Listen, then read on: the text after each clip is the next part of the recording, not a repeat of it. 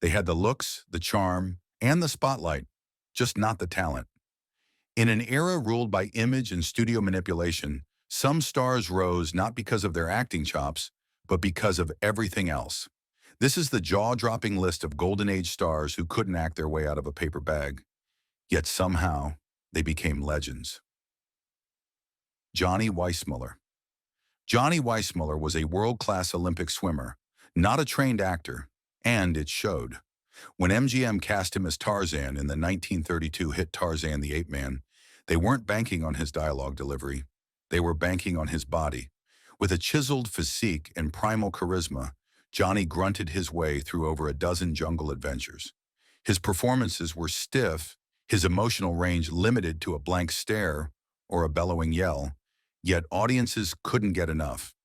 It wasn't acting that made Weissmuller a household name, it was the myth. He became a living embodiment of the wildman fantasy, and his iconic yell became more famous than any line he ever tried to speak. Critics mocked his lack of depth, often noting that the chimpanzee sidekick Cheetah gave more nuanced performances. But in Depression-era America, audiences weren't looking for Shakespeare. They wanted escapism, and Johnny gave them a jungle to run wild in. Despite being wooden in dramatic scenes and often reading lines like a child learning to speak, his appeal never faltered. The studios made millions, and Weissmuller became an icon not because he was a great actor, but because he never needed to be. He was muscle, myth, and motion. And for audiences, that was enough. Ed Wood. Ed Wood is mostly remembered as a notoriously bad director, but many forget. He also acted in his own films, and poorly. Whether it was his strange appearances in drag or awkward cameos in low-budget B-movies like Glenn or Glenda, Ed's performances were stilted, emotionless, and almost alien. Yet that's exactly what made them unforgettable. Wood had no formal training, no natural charisma, and a delivery so wooden it could have been mistaken for a department store mannequin. But there was something oddly endearing about him, a kind of misguided passion that made you root for him, even as he failed spectacularly. His cult popularity exploded posthumously, thanks to the 1994 Tim Burton biopic Ed Wood, where Johnny Depp immortalized him as a lovable oddball. It's ironic that someone so widely regarded as one of the worst actors of his time ended up more famous than many of his talented peers. But Ed had what Hollywood often rewards more than skill: audacity. He never stopped believing in his own genius, even when audiences laughed at him instead of with him. His fame came not from acclaim, but from the glorious spectacle of his failure. Steve Reeves. Before Arnold Schwarzenegger, there was Steve Reeves, the 1950s poster boy for sword and sandal epics. With Herculean biceps and a perfect jawline, Reeves was built for legend, but acting was never his strong suit. In films like Hercules and The Last Days of Pompeii, he delivered his lines with robotic stiffness, his voice dubbed more often than not to mask the lack of performance. Reeves became famous not for his ability to bring characters to life, but for his sheer physicality. Audiences were awed by his statuesque frame and classical good looks, not the depth of his dialogue. His scenes often relied on long, silent stares or flexing rather than emotional engagement. Critics often joked that Reeves had two expressions: smoldering and confused. Still, his movies were international hits. In an era obsessed with myths, ancient heroes, and muscular masculinity, Reeves embodied all of it. His inability to act didn't matter because his very presence fulfilled a fantasy. While critics rolled their eyes, ticket sales told a different story. In the end, Steve Reeves became a legend, not on the strength of his performances, but on the strength of his muscles. Kim Novak. Kim Novak was the studio's answer to Grace Kelly, blonde, enigmatic, and breathtakingly beautiful. But when it came to acting, Novak's performances were often emotionally distant and wooden, lacking the intensity that her roles demanded. Her famous turn in Vertigo should have been a masterclass in psychological complexity, but critics at the time found her portrayal flat and disengaged. She was stunning to look at, but hard to connect with. Despite that, she soared to fame, cast alongside the biggest names of the era, from Frank Sinatra to James Stewart. Her beauty and mystique kept her in the limelight, even as her performances failed to win over critics. Some attributed her stiffness to stage fright or studio over-control, but Novak's roles often came across as emotionally vacant.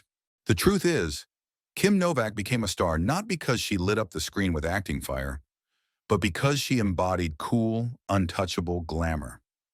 Her flaws as an actress became part of her allure, making her the ideal femme fatale in an era obsessed with appearances.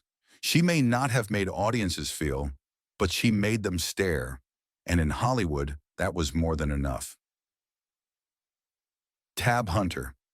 Tab Hunter was the dreamboat every teenage girl wanted in the 1950s. Square jaw, sun-kissed hair, and a Hollywood smile so perfect it could blind paparazzi. But beneath that polished exterior was a man struggling to carry even the simplest dramatic role. Critics often accused Hunter of delivering lines like he was reading a cereal box. His emotions felt rehearsed, his reactions delayed, and his presence on screen, while visually magnetic, lacked the complexity that made a performance truly memorable.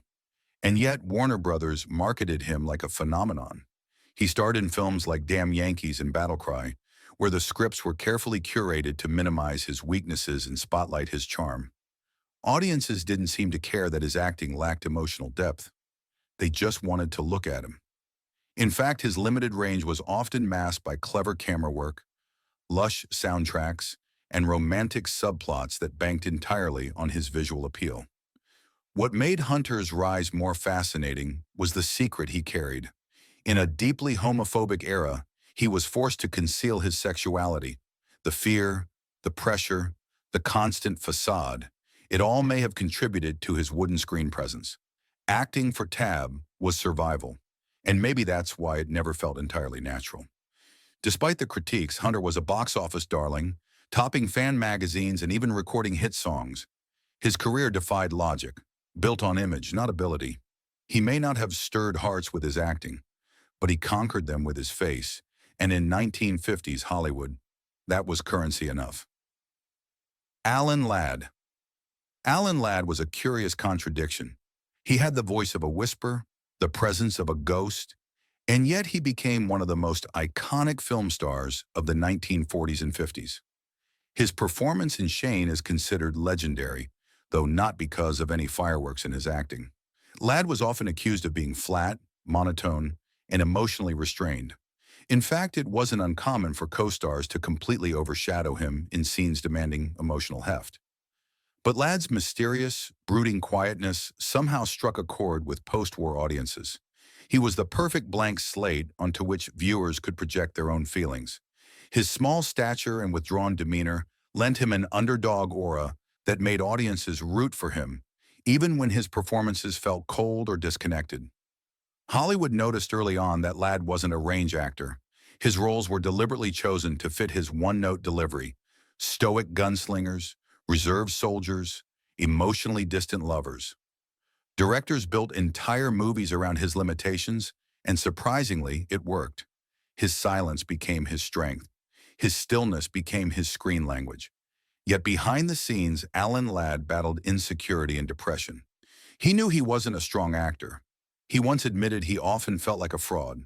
But in a town obsessed with myth-making, his internal torment was buried under well-lit frames and box office returns.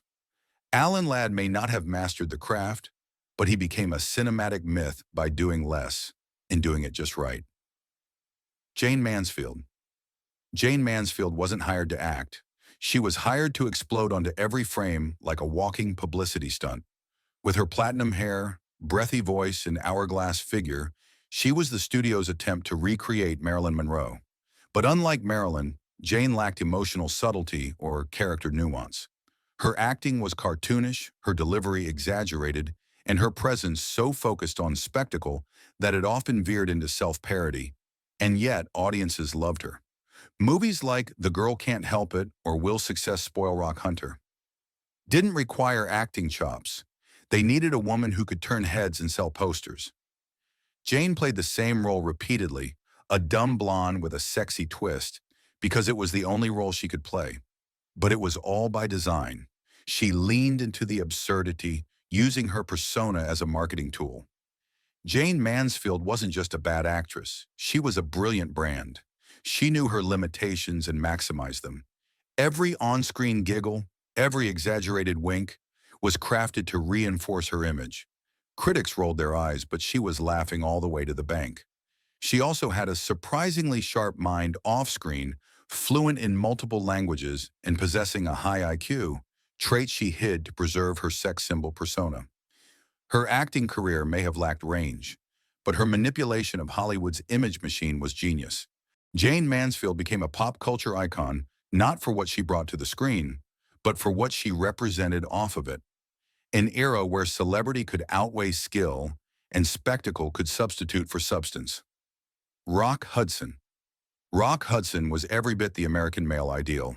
Tall, handsome, with a booming voice, and a grin that seemed carved by angels.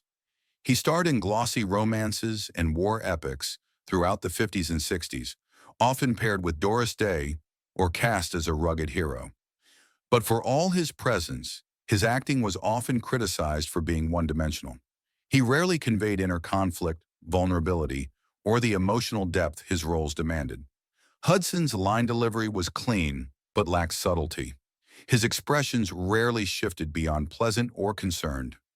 Directors often built films around his looks and charm, sidestepping dramatic moments or having supporting actors carry emotional scenes. In Magnificent Obsession or All That Heaven Allows, his characters required transformation, but Hudson's performances stayed in neutral. Still, audiences adored him. The studio system knew exactly how to frame him, physically and narratively, as the dreamboat with a heart of gold. His personal story, of course, was much more complex. A closeted gay man in a time of brutal intolerance, Hudson spent his life acting off-screen more than he ever did on it. And maybe that's what dulled his screen presence, always having to hide, control, and edit himself. Despite his limitations, Rock Hudson was a superstar. His acting may not have turned heads, but his cultural impact certainly did. He became proof that, in the golden age of Hollywood, the right look could launch an empire, even when the performances didn't.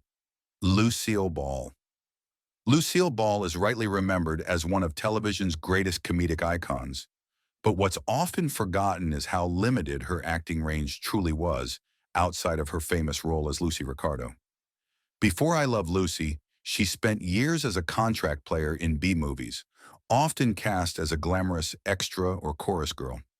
Her performances in those early films were stiff, forgettable, and lacking emotional weight.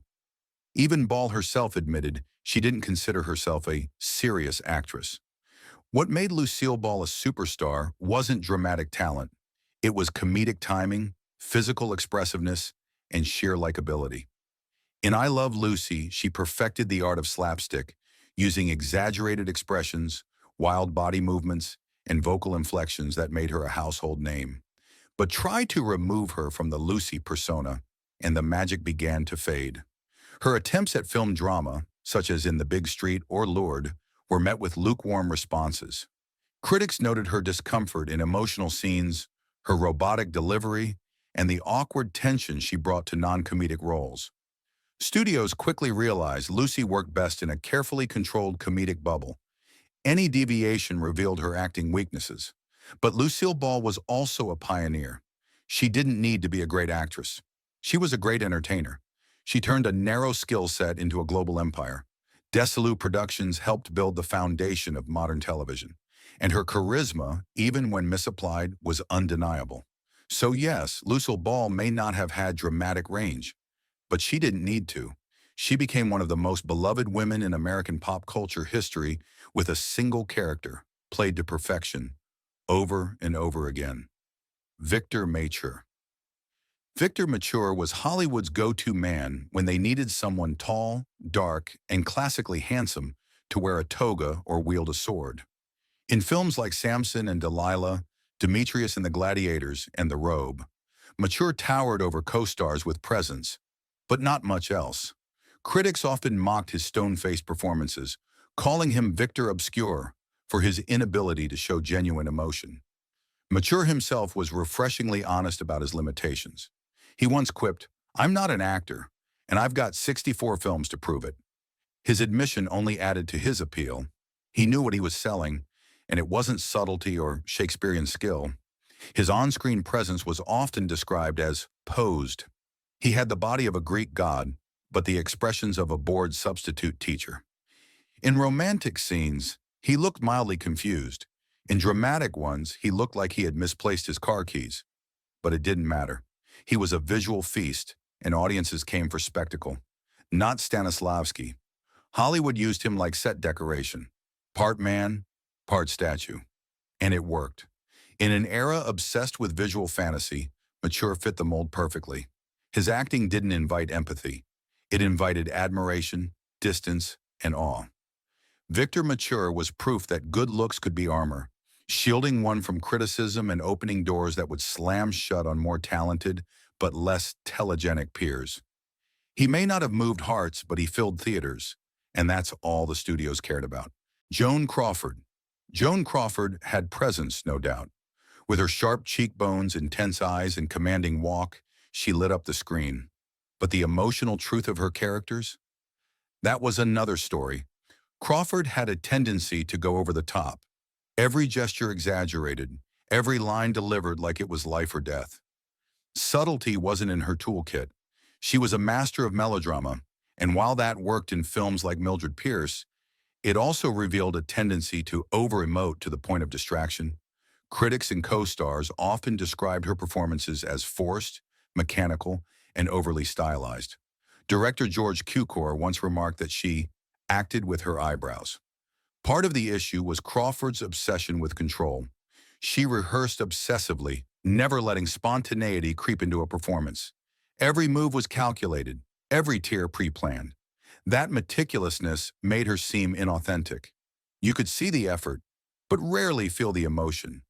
Yet she was a star, not just a star, a powerhouse.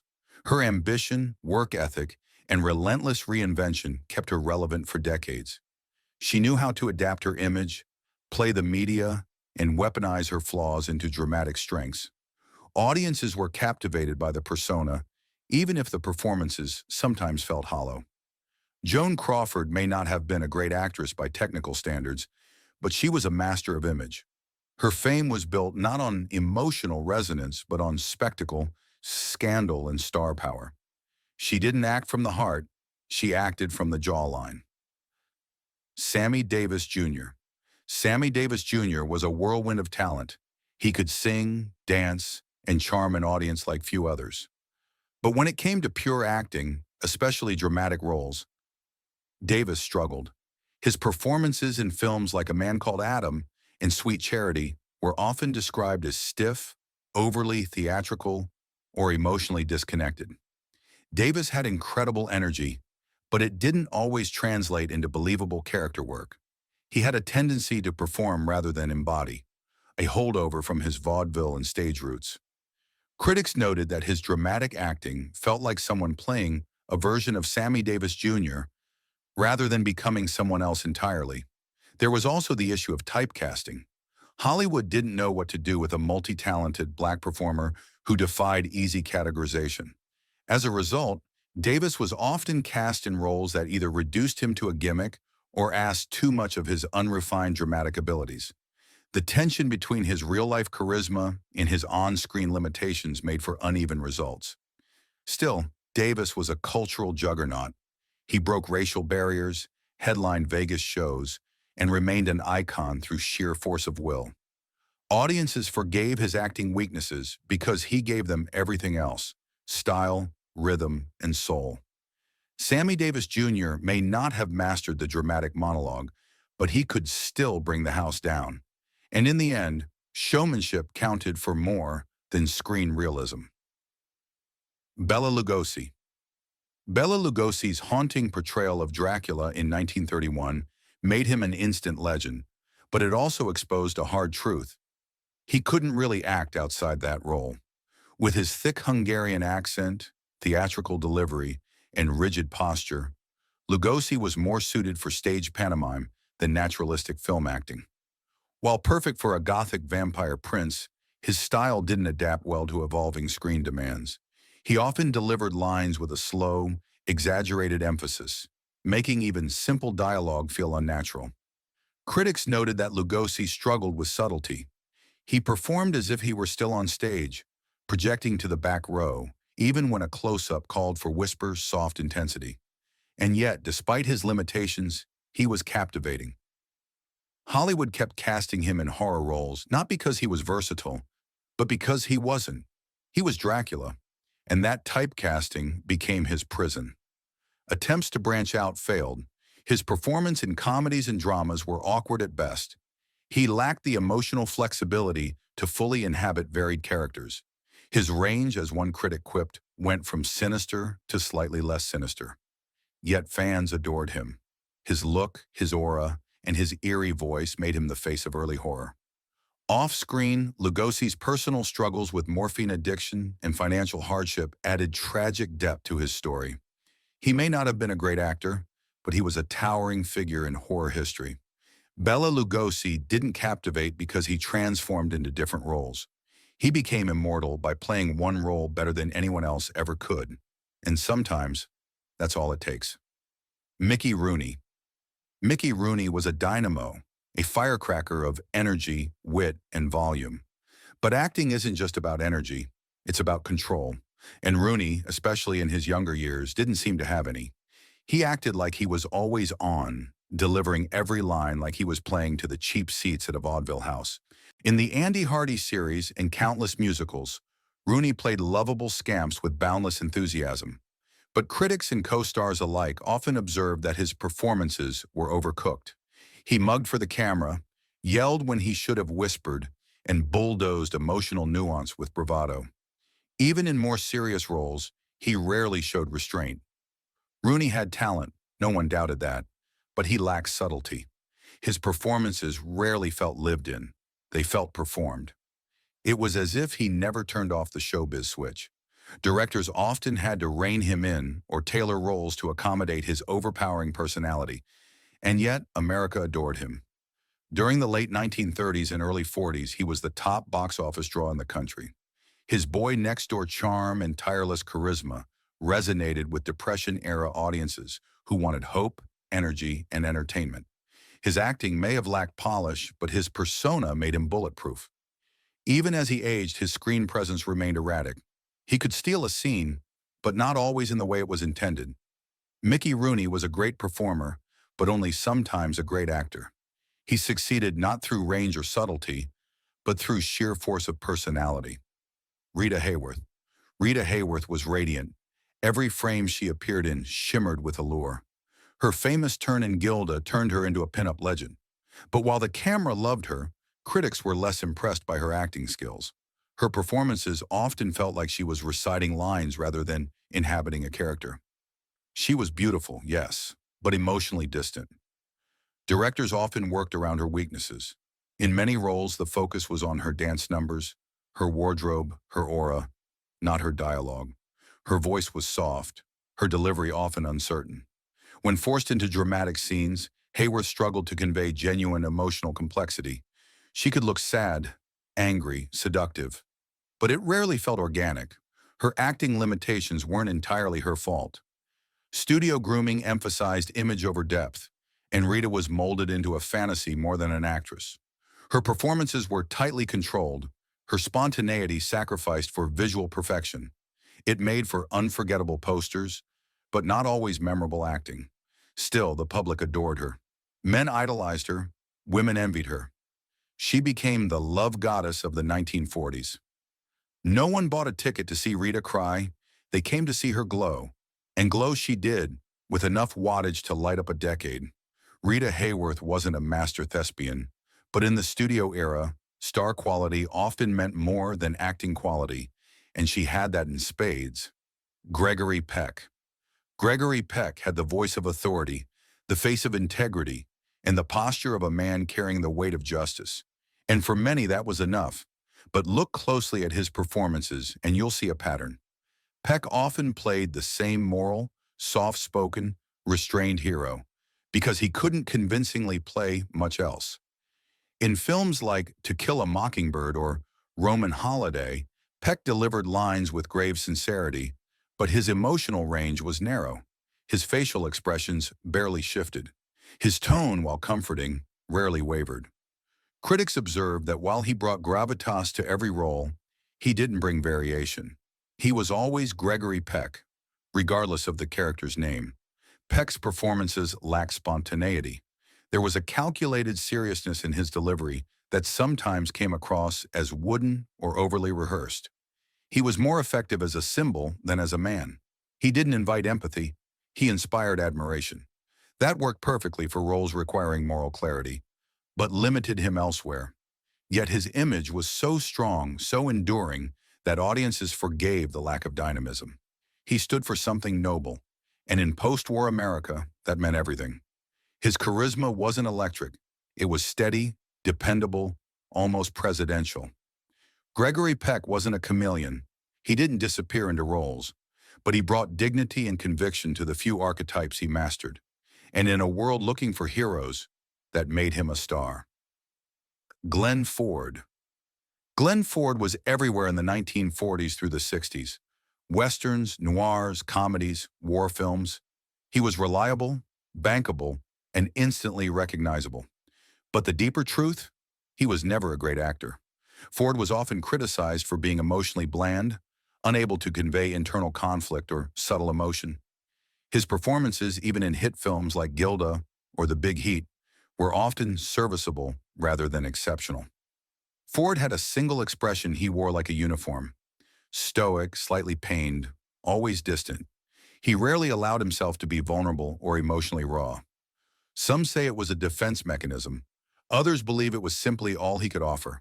His line readings were flat, lacking emotional rhythm or inflection, and yet audiences kept coming back. What saved Ford was his ability to not distract from the story. He was a cinematic placeholder, allowing stronger co-stars like Rita Hworth or Gloria Graham to shine while he played the quiet man beside them. In an era of larger-than-life personalities, Glenn Ford was comfort food, predictable, safe, and quietly masculine. His fame came from sheer consistency, not charisma. While he never electrified the screen, he never offended it either.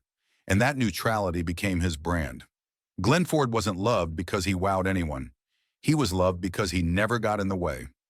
Vincent Price. Vincent Price had a voice like honey dipped in poison, smooth, sinister, unforgettable. He was perfect for horror, especially as studios leaned into gothic theatrics. But great acting? That wasn't Price's strong suit. He was more about mood than method, more flourish than feeling. His performances in House of Wax, The Pit and the Pendulum, and the abominable Dr. Phibes were so over the top they bordered on parody. Price relished his roles, but he didn't disappear into them. He showcased them.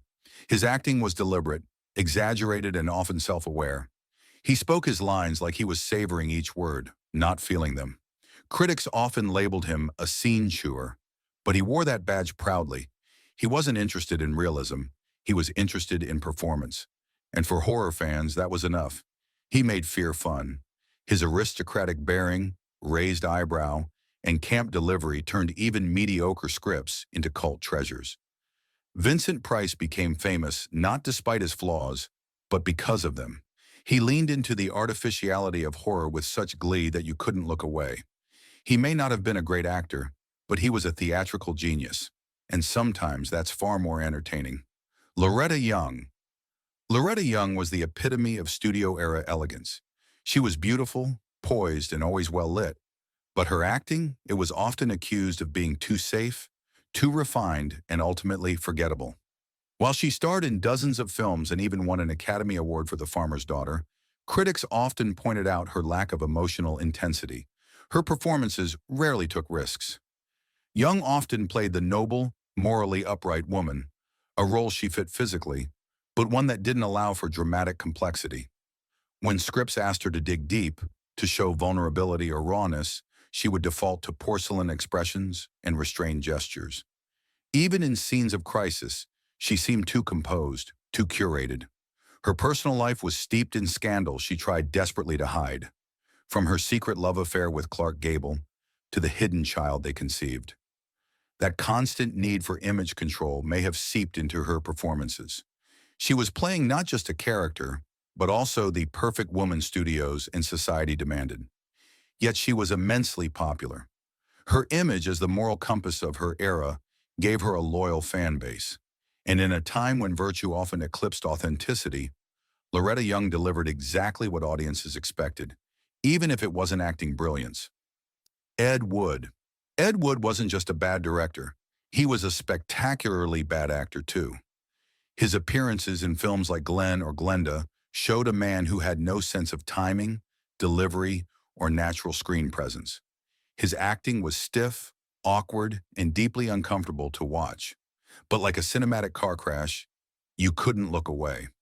Wood's performances were riddled with long, painful pauses, odd facial expressions, and clumsy movement. Whether dressed as a man or in women's clothing, which he often wore proudly, his characters never felt like real people. They felt like confused strangers reciting lines from a different movie. And yet Ed Wood became a cult icon, not because of talent, but because of how passionately he believed in his own genius. His sincerity was so intense, so diluted, that it bordered on inspiring. People laughed at his acting, sure, but they also admired his unshakable commitment. In a way, Ed Wood's worst acting was also his most honest. He wasn't trying to impress. He was trying to exist. And even in failure, he left a legacy more enduring than many polished performers. John Wayne. John Wayne was a monument. Tall, gruff, stoic, the ultimate cowboy. But when it came to acting, Wayne wasn't exactly versatile. He played the same character in nearly every film, a variation of himself. Whether in Stagecoach, The Searchers, or True Grit, he walked the same, talked the same, and reacted the same. Critics called him one note, but that one note made him a legend. Wayne had a commanding presence but lacked emotional depth. He avoided vulnerability, shunned softness, and couldn't handle roles that required inner turmoil. When he did cry, it looked like a mistake. Directors often worked around his limitations, scripting scenes to match his tough guy persona. And still, he was a box office titan, because audiences didn't want him to change. They wanted the Duke.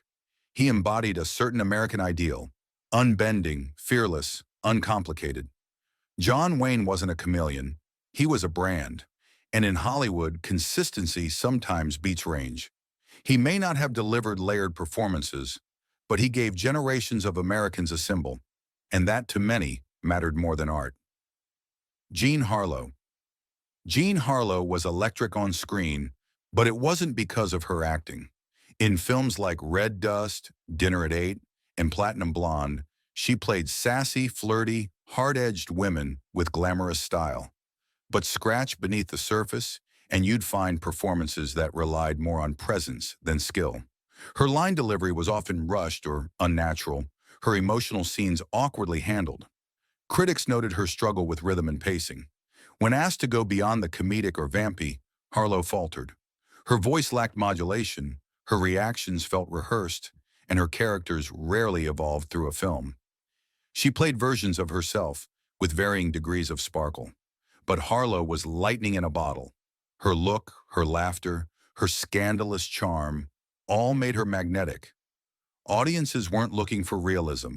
They wanted the Harlow experience. Fast talking, fast living, and flaming with sex appeal. She died tragically young at 26, cementing her as a tragic icon. Her acting may have been rough around the edges, but her presence was unforgettable. And sometimes, that's the only performance that matters. Clint Eastwood.